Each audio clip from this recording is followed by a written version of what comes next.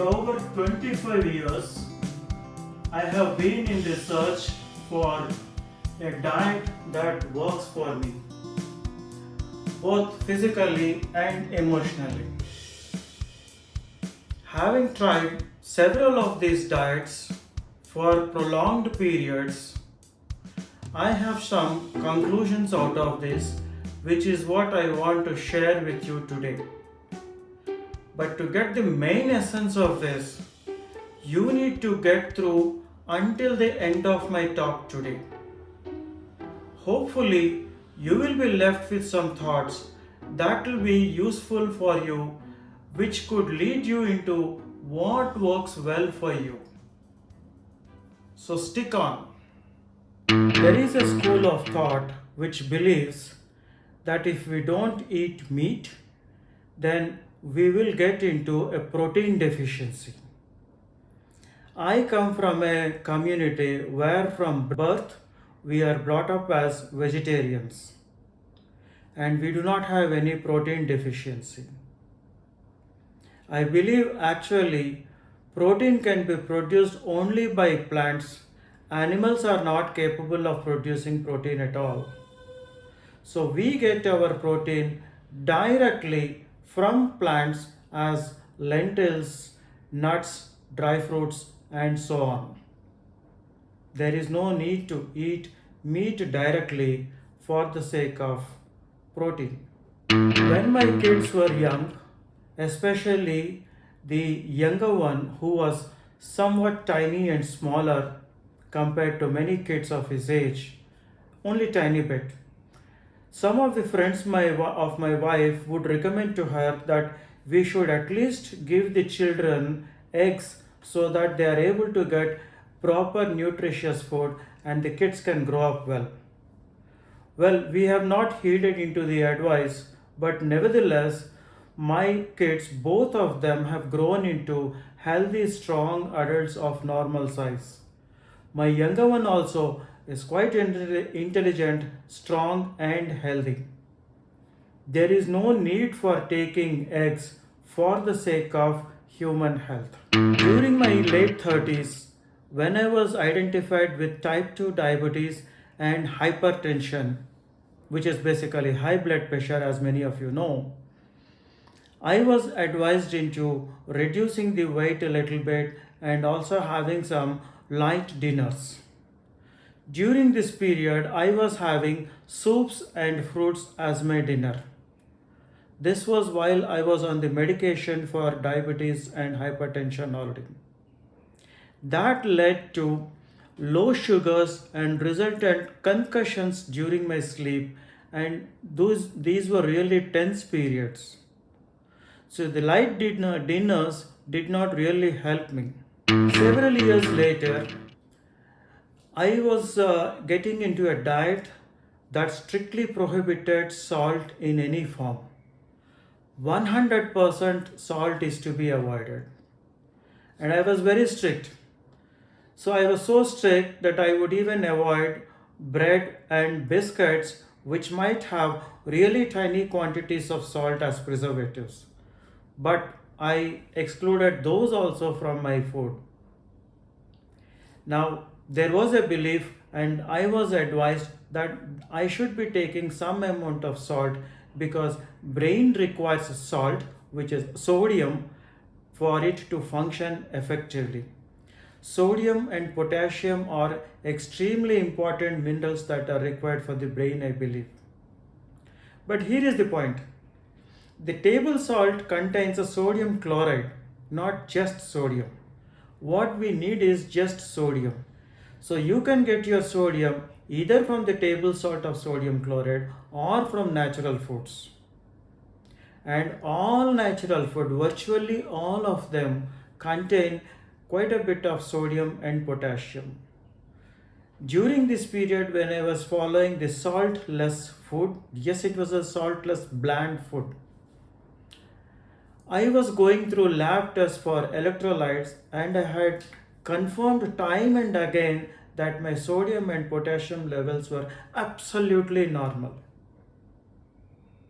So this confirms that sodium and potassium are naturally available, there is no need for salt. But here is the thing, after following this strict diet, also, I did not see major benefits in terms of any of my chronic diseases of diabetes, hypertension, or lowering weight. And now I am into raw food for the last 3 years. This means that the food cannot be heated anything beyond 45 degrees Celsius or about 112 degrees Fahrenheit. There should not be any induced heating at all. This food has given me, this particular diet has given me great benefits. If you want to know more about my diet, how it has helped me, please click on the link that is available above if you care to know more. While I am on this diet, I have also been advised to be a vegan. Makes sense. Other than human being, no animal drinks the milk of another kind of animal, and definitely not after becoming an adult. We are an exception.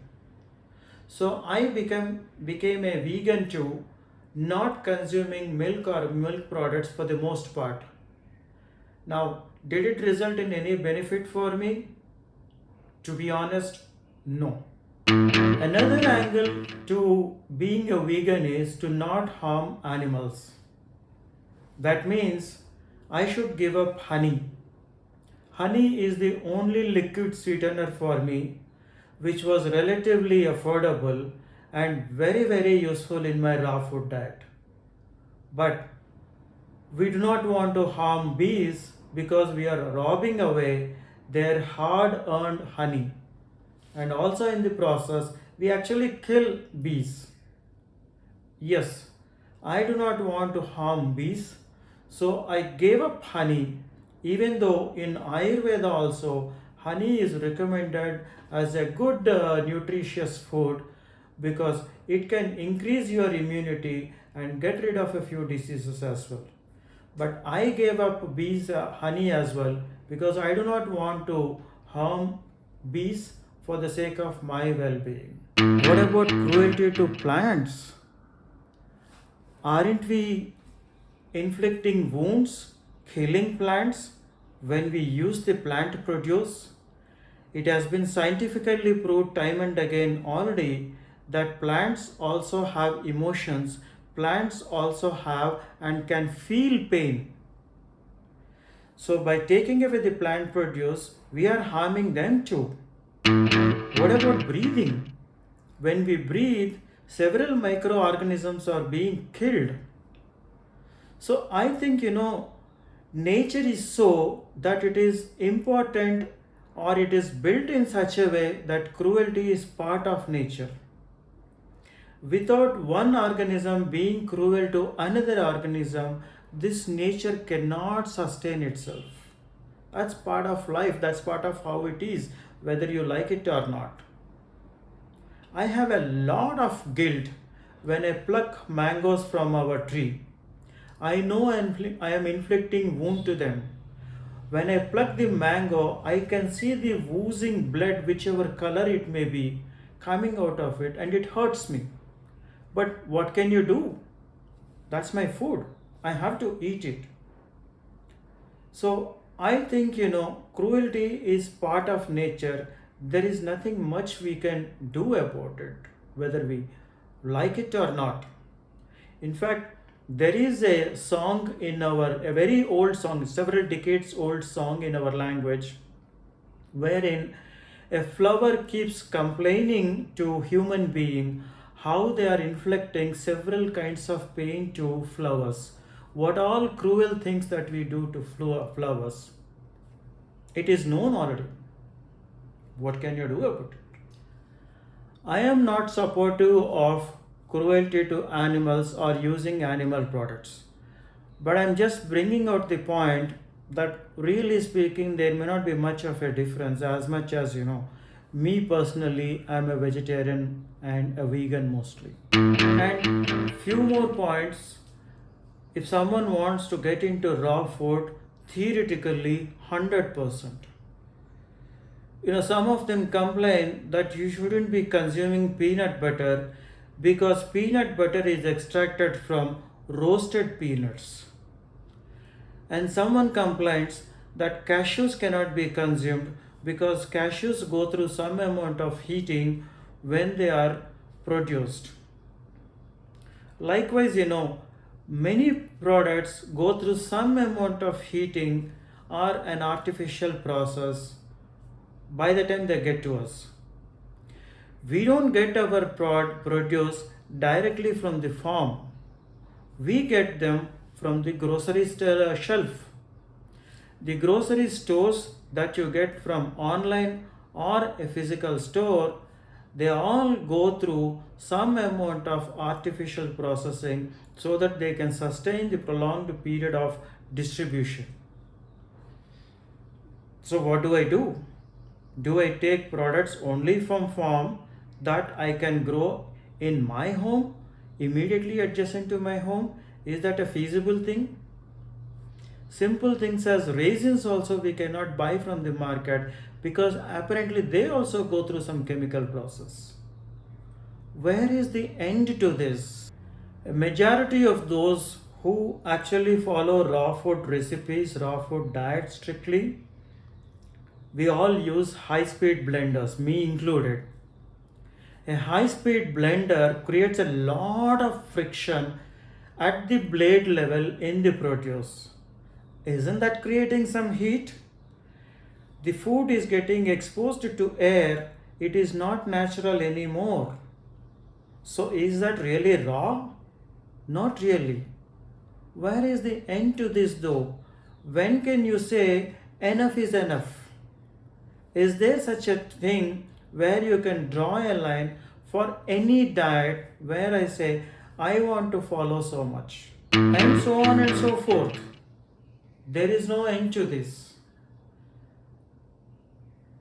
It is nearly impossible to follow any kind of diet strictly by the theory. This is something that I have observed after having tried several of these diets. There have to be excuses, there have to be exceptions here and there. Otherwise, it becomes really very difficult to follow a diet. So, what is the conclusion? I have come to the conclusion that it is impossible to follow any kind of diet 100% by the theory. It really becomes crazy. I mean, if you want to do it, maybe you can, but it doesn't make sense in most of the cases. It is so difficult that you better take the principles and concepts from the diet, but not strictly following by the rule book. It doesn't make sense. I would rather prefer that we listen to our body. Pick up any diet that you think will work for you. Take the concepts, apply it to yourself, listen to your body. Over this period, I have been able to develop the skills to listen to my body. If I eat cooked food, how does my stomach feel like? If I eat dry fruits and nuts, how do I feel emotionally? If I have heavy fatty foods, which are natural foods, how does my body feels, how light it is or how heavy it is during the day? How long the hunger can be sustained? I have developed the skills to be able to observe this. I think you should also do that. Develop your skills. Improve your ability to listen to your body. And that is what is going to help you. Do not listen to either the naysayers, don't follow this, don't follow this, don't follow that, don't follow this, etc. Nor be a perfectionist. Don't even listen to the perfectionists that say that you have to do only this way. That's not necessary. Decide for yourself. Follow what your body is telling you to follow. And develop the ability to listen to your body. That's always important. Friends, thank you for your time. I know this video has been a little longer than usual, but I hope it is useful. I hope it made some sense to you. If it did, please click on the like button, subscribe to my channel, And thank you for your time in any case. It's very valuable. Bye bye.